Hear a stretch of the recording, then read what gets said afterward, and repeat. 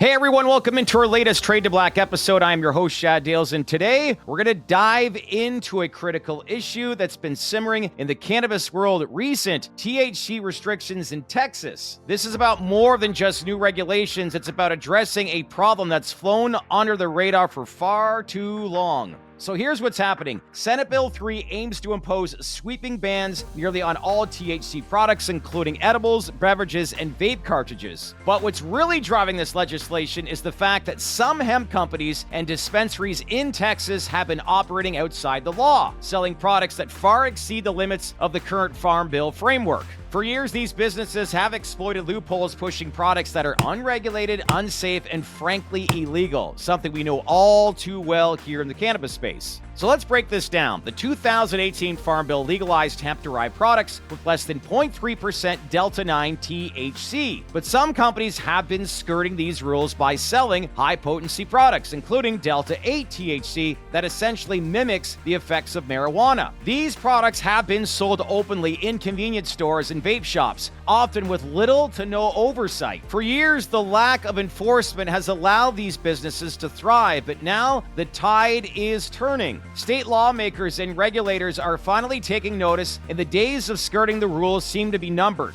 Senate Bill 3 represents a hardline approach, sending a clear message that illegal activities won't be tolerated in Texas's hemp industry anymore. But here's the flip side. While these restrictions address the illegal sales, they also have the potential to devastate legitimate hemp operators who have played by the rules. Critics of the bill argue that it's gone too far, penalizing an entire industry for a number of bad actors. They suggest that stricter oversight rather than outright ban could address the illegal activities while still supporting compliant businesses. So what's next? As the Texas House prepares to debate its own hemp bill proposal, the legislative battle is far from over. Lawmakers will need to decide whether they stick with this hardline approach or find a way to balance the enforcement with economic growth. But here's the bigger picture. The crackdown on illegal hemp sales in Texas makes a turning point for the industry. It's a wake-up call that compliance matters and the days of exploiting loopholes seem to be over. But it also highlights the need for thoughtful regulation that protects consumers without shutting down legitimate operators.